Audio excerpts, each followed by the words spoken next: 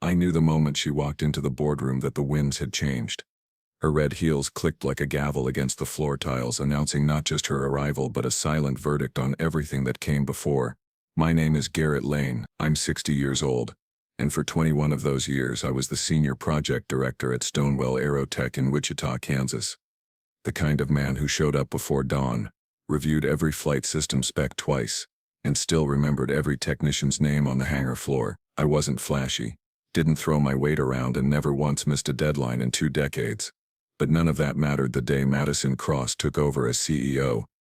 She smiled as she fired me, smiled. If this made your blood boil already, type justice in the comments. She didn't just dismiss me, she dismantled me with her words. We need a vision that's lighter, she said, as if experience were an anchor.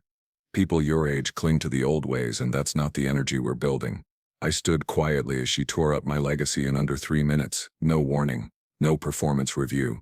Just a handshake and a corporate escort to my office. I packed what I could into a small cardboard box.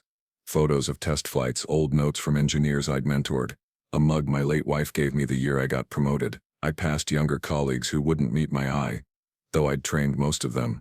I nodded to the receptionist, a kind woman named Ava, who looked like she might cry. I didn't shed a tear, not yet. Stonewell was built by her father, Malcolm Cross, a former Navy pilot who once told me in the break room that loyalty matters more than strategy. Without loyalty, he said, you're just another empty suit selling promises. I believed him.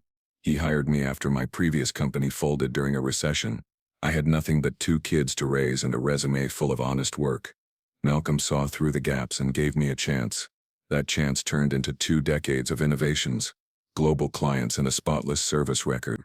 Then he retired, quietly and suddenly, citing health reasons. The very next quarter, Madison appeared from her startup bubble in Austin and declared herself the future, and the future apparently didn't include me. But Madison didn't bother reading the fine print. Or maybe she thought I was too old to remember. Buried in my employment agreement, thanks to Malcolm himself, was a golden parachute, an executive protection clause that guaranteed me a full 2 years of salary and benefits if terminated without cause. And not just me. Malcolm had extended similar contracts to 3 other department heads, his way of protecting what he called the spine of the company. I placed my cardboard box in the back of my truck and dialed the one man who'd always had my back, Donovan Reese, an employment attorney and retired Air Force JAG who owed me a favor. Time to put the gloves on, I told him. I went home that night and sat alone in my study. The silence in the house was deafening. My kids were grown and gone. My son, Julian, in Seattle working for Boeing, and my daughter, Morgan, a biology teacher in Phoenix. My wife, Elise, had passed from leukemia 6 years ago, and in many ways work had become my only anchor. Losing it felt like losing her all over again. But then I opened the drawer where I kept my original contract and saw Malcolm's signature next to mine. A wave of calm passed over me. Not because of the money, but because I knew what Madison had just set in motion. She thought she was cleaning house. She was actually cracking its foundation. I poured a scotch and stared out at the cold Kansas sky. Something inside me shifted. This wasn't just a layoff. It was an insult to my years, to Malcolm's values, to the people still working under someone who saw experience as a liability. And if Madison thought I was going to disappear quietly into the background, she didn't know the kind of man her father once trusted with the future. I wasn't going to fight with noise. I was going to fight with silence, strategy, and precision. And when the cracks she'd made in the walls of Stonewell finally gave way, I'd be there ready. Madison might have believed she'd made a clean cut, but corporate loyalty has a long memory, especially when it's tied to people who remember where the bones are buried. The following week, I paid a visit to Owen Caldwell. He was the former head of procurement before Madison replaced him with a 29-year-old MBA influencer who'd never stepped foot inside a warehouse. Owen had been quietly consulting on the side, just like I suspected he would be. We met at a dusty diner off Highway 54, ordered black coffee, and traded silence like old war buddies. Finally, he leaned forward. I knew she'd come for you, he said. That's why I started keeping copies of everything, just in case. When Madison took over, she didn't just remove senior staff, she rewired the company's ethical compass. Nepotism flourished.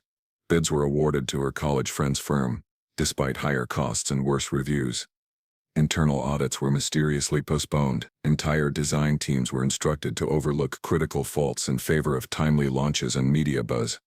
I knew Stonewell was in trouble the moment I overheard Madison say in a meeting, "What's the worst that could happen?" We'll spin it and pee. That kind of recklessness was new to Stonewell, but I wasn't. With Owen's help, I started building a quiet case. Not just for myself, but for the soul of the company. I got in touch with two other former executives, Marla Tisdale, former head of compliance, and Eduardo Vega, ex-chief engineer. Both had been let go within a month of Madison's takeover. Both had golden parachutes like mine, and both had grievances they hadn't acted on yet. We formed an unofficial council of sorts. Not to get back what we lost, but to protect what Stonewell once stood for. We didn't want revenge. We wanted restoration. But to get there we needed leverage, and I knew exactly where to look. Before I left the company, I had installed a secure backup system tied to my team's internal testing servers. It wasn't illegal, just smart. It was a personal failsafe Malcolm had approved years ago after a hacking scare.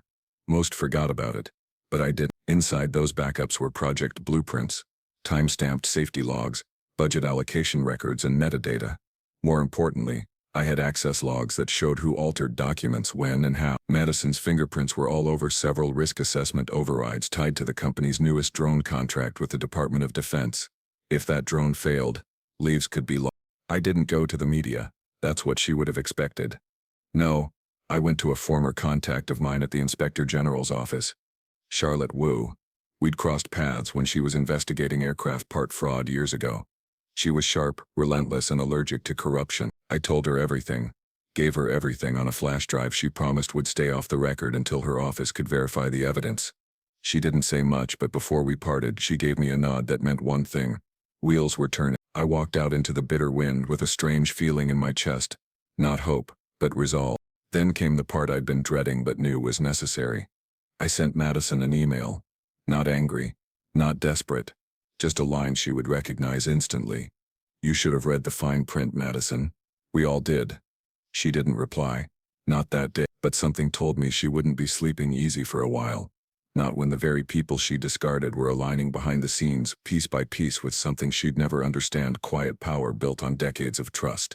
The email must have struck a nerve, because 2 days later I got a call from someone I never expected. Maya Henley, Madison's executive assistant. I remembered her as one of the few decent people left in that building after the regime change. Sharp, observant, and far more loyal to the company's mission than to Madison herself. Her voice was low and cautious. Garrett, she said, I can't talk long, but you need to know. She's panicking. She's going through old files, asking about your severance clause. She knows something's coming. I think she's afraid. That was the moment I knew Madison wasn't as untouchable as she acted. Maya wasn't just calling out of kindness. She'd seen too much from the inside and felt the walls closing in. She's been having private meetings with her legal guy, trying to find a way to retroactively justify your termination. She even floated the idea that you'd sabotaged a project. That wasn't just false. It was criminal. But desperation makes people reckless, and Madison had no idea that the more she clawed backward, the more evidence she left behind. I told Maya to stay quiet, document everything, and keep herself clean. The time will come, I said, but not yet. Meanwhile, Charlotte Wu had followed the trail of breadcrumbs I gave her straight into a nest of violations. Several of Stonewell's newer drone prototypes had skipped essential safety protocols. Some were cleared using digitally altered clearance forms. We had the logs, the timestamps, the IP addresses, and every trail led back to Madison's new management team. It wasn't just corporate malpractice, it bordered on federal fraud. Charlotte couldn't confirm exactly what her team was doing, but she ended our last call with a cryptic reassurance. If she blinks, we'll see it. That was enough for now. Eduardo, Marla, and I kept meeting in private, refining our strategy. Eduardo revealed something stunning. Stonewell's latest drone model had been rushed into testing despite several failed simulations. They were hiding the results. Why? Because the defense contract was worth $130 million and Madison had promised results to secure future funding.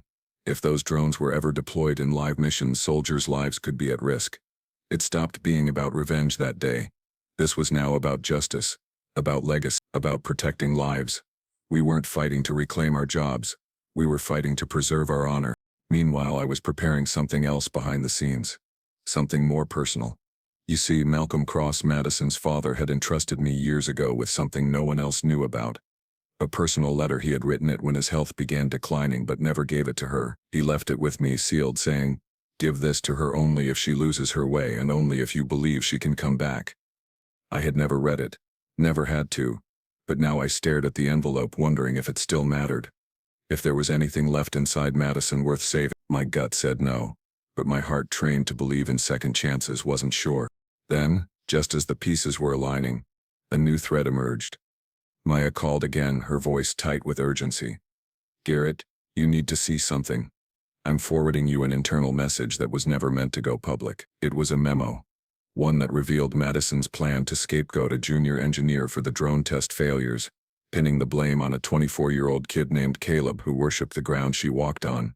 I read the memo twice, my hands trembling. Madison wasn't just playing dirty. She was preparing to destroy an innocent life to cover her tracks. I stood up, heart pounding, and said aloud to no one. She just made her last mistake. I couldn't let Caleb become her fall guy. The kid was barely out of college, a brilliant but naive systems analyst who had just wanted to make a difference.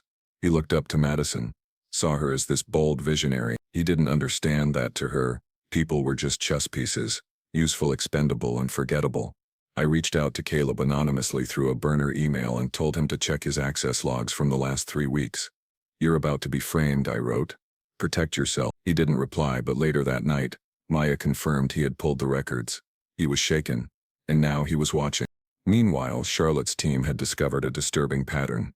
Test reports had been doctored. Engineers were forced to sign off on revisions they never approved. Some were pressured, others were threatened with job loss. All roads led to a specific subcontractor, a shell company registered under a former associate of Madison's.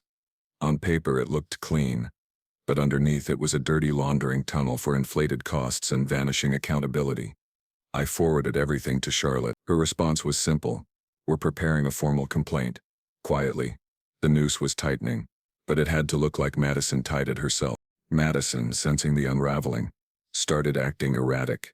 She fired 3 employees in 1 week and called an emergency all-hands meeting where she rambled about loyalty, leaks, and legacy. According to Maya, people were scared. The silence in the offices was louder than words. No one trusted her anymore. Whispers started circulating. And just like that, the power she held through fear started to evaporate. I remembered something Malcolm once told me during a stormy company retreat. A leader without trust is just a tyrant with a schedule. His daughter was becoming the proof of that prophecy. I decided it was time to act. But I needed one final piece. One undeniable thread that would snap the whole thing. So I visited an old friend, Alan Delaney, who once ran internal security at Stonewell. He'd retired last year, but I knew he kept backups of his own. The man never deleted anything. We sat in his garage over black coffee and old flight photos until he pulled out a hard drive. There's something you should see, he said. Inside were video logs from the engineering floor, security feeds that had somehow never made it into Madison's revised archives. One of them showed her explicitly telling a project manager to just fudge the numbers, we'll clean it up later.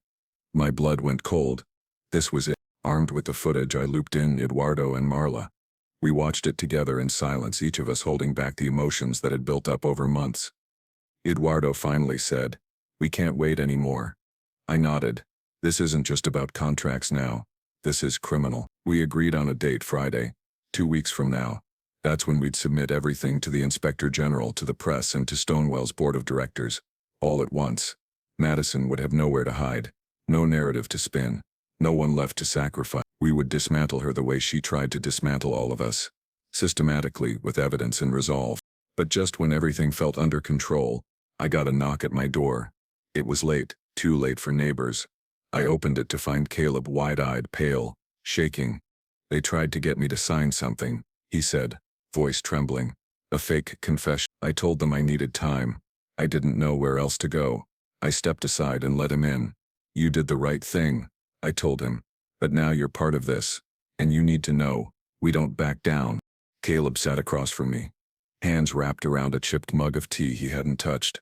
He looked like a kid who'd just realized monsters were real, and they wore expensive suits. "She said if I didn't sign I'd be blacklisted," he whispered. "She said companies talk. I'd never work in aerospace again." I wanted to tell him she was bluffing, but I knew better. Madison was the type to follow through. That's what made her dangerous. She didn't just manipulate, she burned everything behind her to make sure you couldn't return. But now with Caleb on our side, we had something she didn't. A living, breathing witness who could testify to everything she'd tried to hide. I called a quiet meeting the next morning. Eduardo, Marla, Owen, and now Caleb. We met in an old co-working space run by a friend of mine where no one would question who we were or why we were there. We laid out everything. The documents, the footage, the logs, the timeline. Charlotte Wu had agreed to synchronize her formal complaint with our press release and board alert. The plan was clear. We were going to detonate everything on the same day, the same hour. A controlled demolition of Madison's empire of lies. We called it Operation Collapse the Throne. Meanwhile, I drafted the email to the board of directors. It wasn't angry. It wasn't emotional. It was factual, surgical, and laced with evidence. I attached every piece of documentation we had. The altered drone reports, the shell contracts, the security footage, the coercion memo, and finally Caleb's signed statement, notarized and legally backed. The subject line read simply, "Urgent, internal corruption and risk to government contracts." I scheduled it to go out at 9:00 a.m. Friday, just minutes before Charlotte's formal submission to the Federal Compliance Office. The press release would follow at 10:00 and we'd be watching from a safe distance. On Thursday night, I received a final email from Maya. She's unraveling, it read. Paranoid. Yelling. She knows something's coming but she doesn't know what, or from where. I thanked her, told her to call in sick the next day. She'd done more than enough and I didn't want her caught in the blast zone. That night, I opened Malcolm Cross's sealed letter for the first time. It was short, simple, one sentence that nearly broke me. If my daughter forgets what honor means, remind her what it cost me to build this place. That was all. A father's plea from the grave. It changed nothing, but it reminded me why I had to see this through. Friday morning came cold and gray. I clicked send at exactly 9:00. For a few minutes nothing happened. Then at 9:17 my phone rang. It was an unknown number. I answered and heard a voice I hadn't heard since the day she fired me. "You think you've won?" Madison's voice cracked with fury. "You have no idea what you've started, old man." I didn't respond. I just let the silence hang between us. Then I ended the call.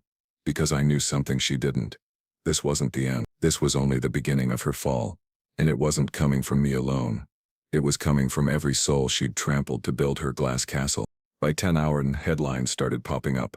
Whistleblowers expose safety breaches at major drone manufacturer. Stonewell Aerotech faces investigation amidst federal contract violations. CEO accused of coercion, fraud, and sabotage by former executives. I sat with Eduardo and Marla, watching the headlines scroll in real time like war reports from a battlefield we'd silently prepared. Maya texted me one last time. "She's been escorted out of the building."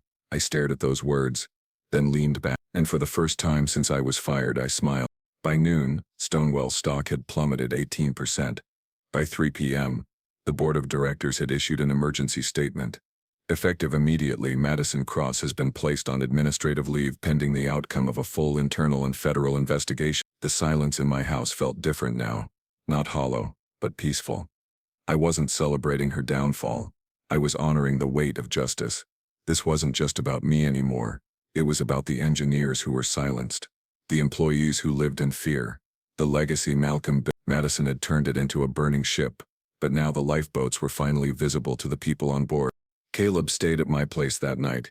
He was quiet, grateful, but clearly shaken. "I believed in her," he said, staring into his untouched dinner. "She made me feel like I mattered. Then she nearly ruined me." I told him something I learned the hard way: charisma is not character. Charm without ethics is just a weapon. And Madison wielded it like a pro until someone finally blocked the blade. Caleb had done more than he realized. His courage tipped the scales. And in that moment I knew he wouldn't just survive this. He'd grow stronger because of it. Charlotte called later that evening. Her voice was calm, measured, but beneath it I could hear the satisfaction. "She lawyered up," she said. "But the evidence is ironclad. There'll be hearings, audits, maybe even indictments. But she won't be leading anything again for a very long time." That was enough. We didn't need to see her in cuffs. We just needed her power stripped away, her reputation shattered, her threats defamed. And now it was done. Charlotte also mentioned something else.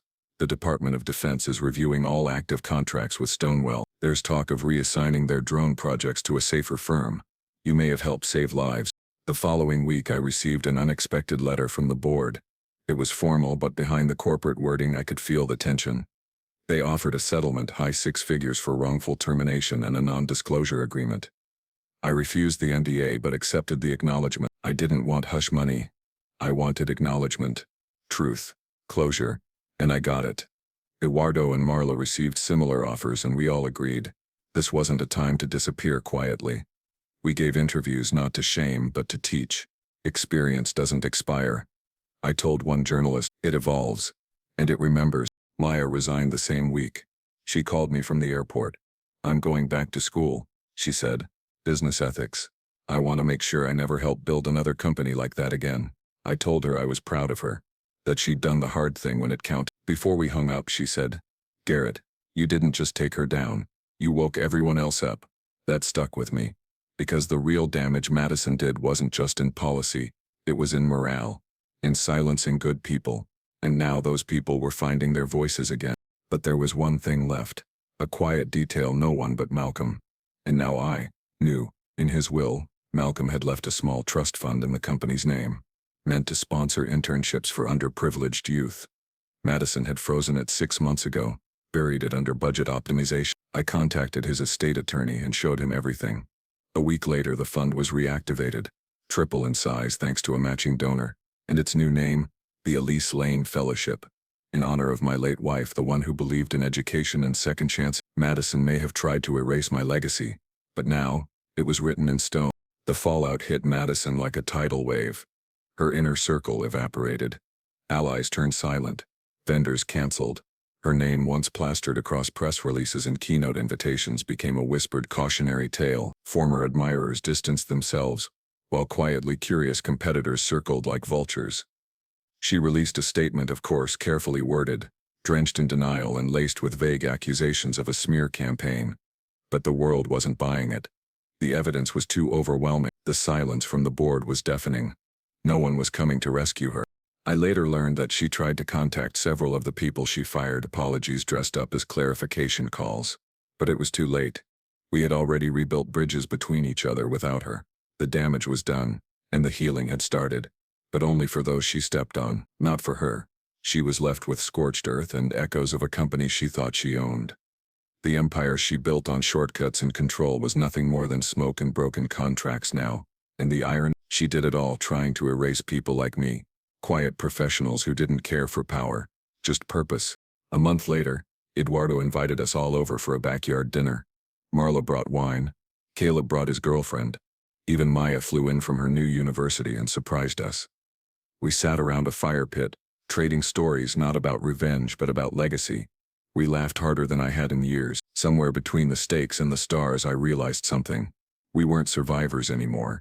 We were stewards of something better. We'd seen the worst of leadership and refused to let it define us. Our scars weren't signs of weakness, they were badges of resilience. Later that night, Caleb sat beside me and asked, "Do you think she ever understood what she lost?" I didn't answer right away. I thought about that sealed letter, about Malcolm's hopes, about everything Madison had chosen to ignore. I think I finally said, she knew exactly what she was doing, and that's what made it unforgivable. You see, some people fall by accident. Others dig their own graves and call it progress. Madison chose her fall every step of the way. We simply gave gravity the invitation. The media eventually moved on. The company hired a new interim CEO. Stonewell began the slow road to recovery. But for me, the most important part came quietly, without headlines. A young engineer named Rena emailed me to say thank you. She'd stayed at the company. She saw the change, because of what you did, she wrote. I believe in leadership again. That single message meant more than any lawsuit or payout ever could.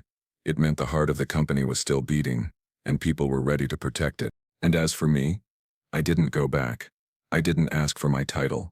I didn't need to. I had already built my legacy in the hands of the people I mentored. The ethics I upheld and the storm I quietly survived. Madison thought she fired me. What she really did was set me free. The months that followed were quiet. Not because nothing happened, but because everything had finally found its place. Madison disappeared from public view after the federal inquiry began. Her LinkedIn went dark. Her speeches were canceled, and the industry that once welcomed her flashy innovation closed its doors. Not out of vengeance but out of consequence. The world had watched her collapse not from a single mistake but from a mountain of choices, and as it turned out, the spotlight she craved so deeply also illuminated everything she tried to bury. Stonewall's new leadership reached out eventually. They asked if I would consider consulting. I thanked them, but politely declined. I didn't want to return to a position. I wanted to return to purpose, so I partnered with Eduardo and Marla, and together we started something new. A small but mighty nonprofit that mentored underrepresented youth in engineering and ethical leadership. We named it Legacy First.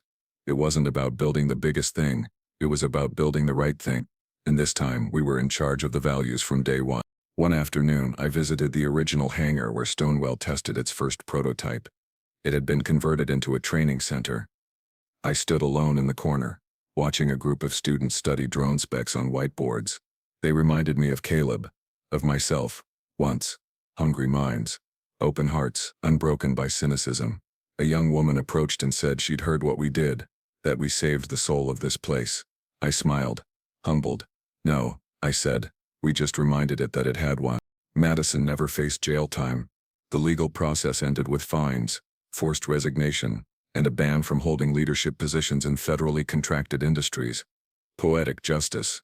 She lost the only thing she ever truly valued, her control, and the people who once feared her name now spoke of her only in lessons. Not warnings, not legends, lessons, and that's all she ever deserved, to be a reminder of how power without principle collapses from within. I sometimes wonder if she ever opened her father's letter. Maybe she did, maybe she cried, maybe she cursed his name for entrusting it to me. But the truth is, that letter was never meant to save her. It was a mirror, one she refused to look into until it shattered. If there was redemption waiting for her, it would come far from the empire she built. Because redemption doesn't live in ivory towers, it lives in the rubble, if you're willing to sit with the damage. Justice was never loud. It didn't need applause. It didn't crave headlines.